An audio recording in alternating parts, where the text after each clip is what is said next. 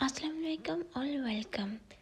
आज मैं जो कहानी सुनाने लगी हूँ उससे पहले मैं ये कहना चाहूँगी कि सबसे पहले जो चीज़ सच है उसे मानना चाहिए। अपनी ख्वाहिश के मुताबिक नहीं सोचना चाहिए। हकीकत क्या है ये देखना चाहिए। दिव्या भारती पर बहुत कुछ लिखा गया, कहा भी गया, मगर मुझे जो अच्छी और हकीकत पर मबनी मालूमात मिली वो मैं सुना रही हूँ। इंडिया के सूबे तमिलनाडु में एक पार्टी थी कुछ दोस्तों की। उस पार्टी में नौजवान ओम भारती को एक गोल मटोल लड़की बहुत भाई। उसने उस लड़की से बातचीत की कि लड़की का नाम मीता था और उम्र थी 18 साल। ओम भारती की अपनी बीवी से तलाक हो चुकी थी। मीता से ओम की मुलाकातें मोहब्बत में बदल गई और ओम ने मीता का हाथ मांग लिया। मीता के घर वालों ने आसमान सर पर उठा लिया, मगर मीता ने साफ कहा कि वो ओम से ही शादी करेगी।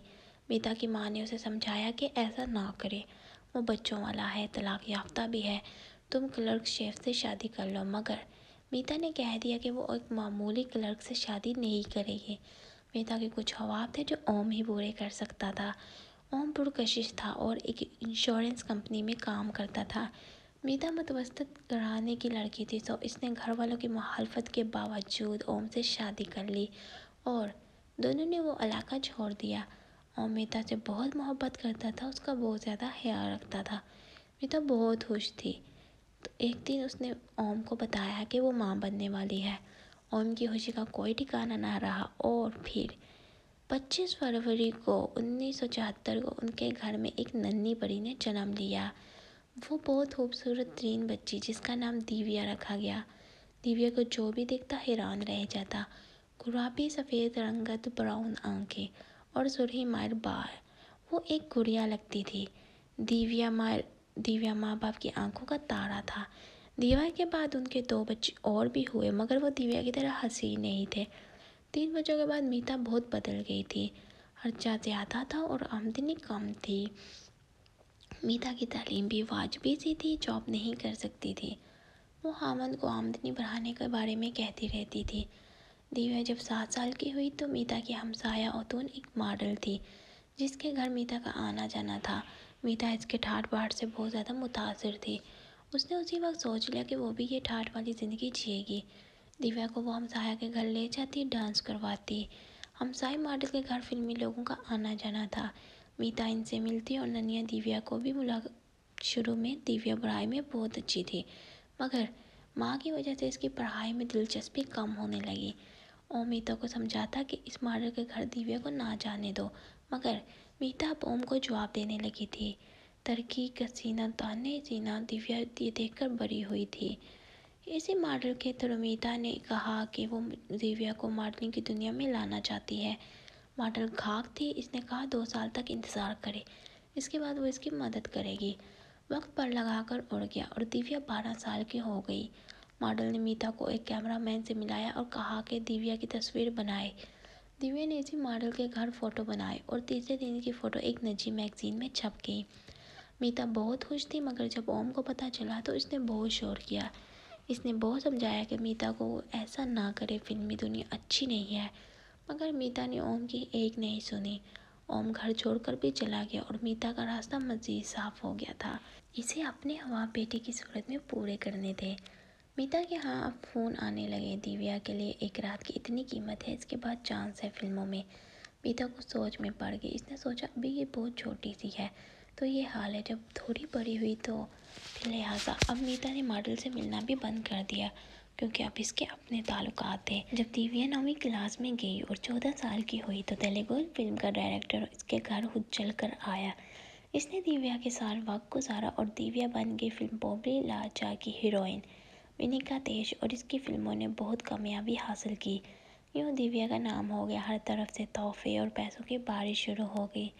फिल्मी पार्टियाँ, तस्वीरें सब चल पड़ा। बड़े बड़े नाम नेहाद बिजनेसमैन, प्रोड्यूसर मीता के घर आने जाने लगे। मीता ने घर भी बदल लिया, गाड़ी खरीद ली, नौकर रख लिए और दिव्या की पढ़ाई ख़त्म हो गई और ज़िंदगी का अजीब सफ़र शुरू हो गया था।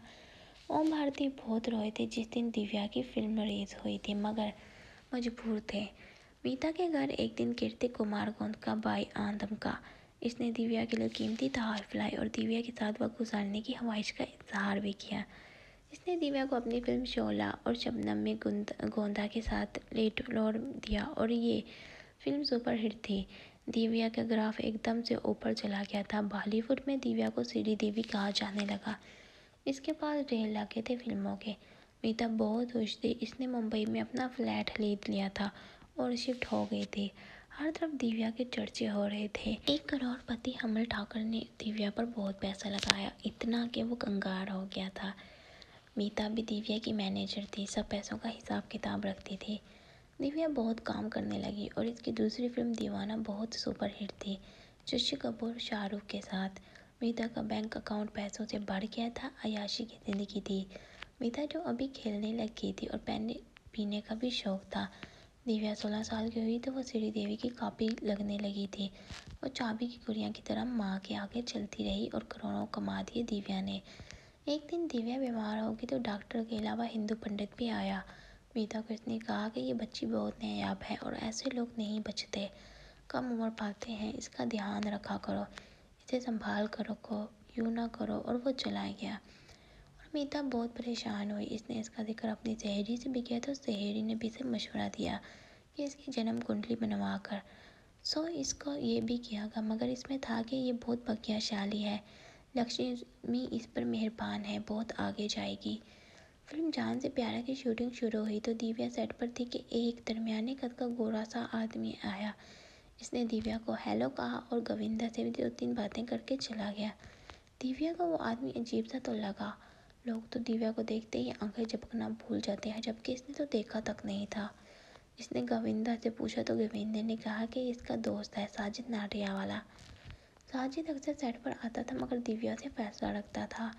गोविंदा के साथ भी दिव्या का स्कैंडल बना था, अखबारात में बहुत चर्चा भी था। एक दिन तो सेट पर कुछ लोगों ने आकर गुलगुपारा मचाया, दिव्या के साथ ही बदतमीजी की। गोविंदा ने इनको कहा कि प्लीज़ वो चले जाएं। इनमें से एक है और बुरा राजन अन्ना के आदमी है, दिव्या को राजन ने बुलाया है, लेकर जाएंगे। गोविंदा ने राजन अन्ना डॉन का नाम सुना तो डर गया और पीछे हट गया। इतने में साजिद आ गया और बोला, निकल जाओ यहाँ से, तुम्हारे राजन अन्ना की ऐसी की तैसी। साजिद ने फौरन दाऊद की बहन आबा हसीना को फ़ोन मिला लिया।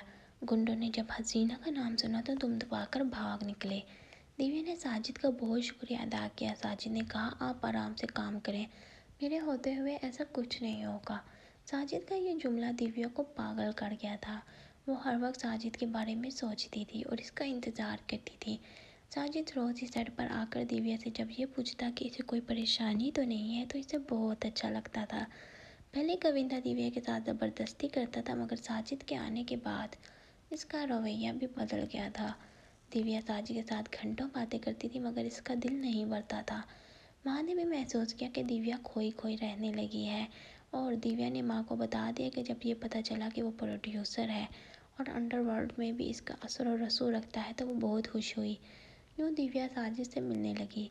साजिद इनके घर भी आने जाने लगा मगर इसने दिव्या को साफ बता दिया कि वो इससे शादी करना चाहता है और इसे इज्जत देना चाहता है। बिना शादी के वो इसे हाथ भी नहीं लगाएगा। दिव्या के साथ पहली बार किसी मर्द ने ये बातें की थी। वो दिलो जान से साजिद पर मर मिटी थी। साजिद के कहने पर इसने वल्गर ड्रेस पहनना छोड़ दिए थे। अब वो माँ को किसी भी करोड़पति गाय को ना बोल देती थी। माँ ने समझाया कि साजिद के साथ है, वो मोटा तगड़ा प्रोड्यूसर है तो खैर है। 6 महीने गुजरे तो दिव्या ने साजिद के कहने पर शराब भी छोड़ दी थी। इसी अरसे में इसकी 2 फिल्में भी हिट हो गई, दिल आशना है और विश्वात्मा। मगर दिव्या बदल चुकी थी। इसे बिना साजिद के कोई भी तस्वर नहीं पाता था। साजिद ने एक दिन इसे एक किताब ला कर दी। वो हिंदी में कुरान पाक था। साजिद ने कहा, इसे पढ़ो। दिव्या ने इसे पढ़ना शुरू किया तो इसकी ज़िंदगी ही बदल गई। 6 माह बाद दिव्या ने इस्लाम भी खुफिया तरीके से कबूल कर लिया। सना नाम रखा गया था और 1 माह के बाद हिंदू अमीर करोड़पति ने जब दिव्या के साथ रात गुजारने की ख्वाहिश की तो दिव्या ने साजिद को फ़ोन किया और बताया। साजिद इसी वक्त आया और दिव्या को साथ लेके और मस्जिद में जाकर निकाह कर लिया और दिव्या से कहा कि वो सुकून से रहे। अब तुम मेरी बीवी हो, इज़्ज़त हो, मैं मुसलमान हूँ, हम अपनी इज़्ज़तों के लिए जान की हिफाजत करते हैं, दे देते हैं। दिव्या भोली भाली लड़की थी। इसने दबे दबे लफ्ज़ों में कह दी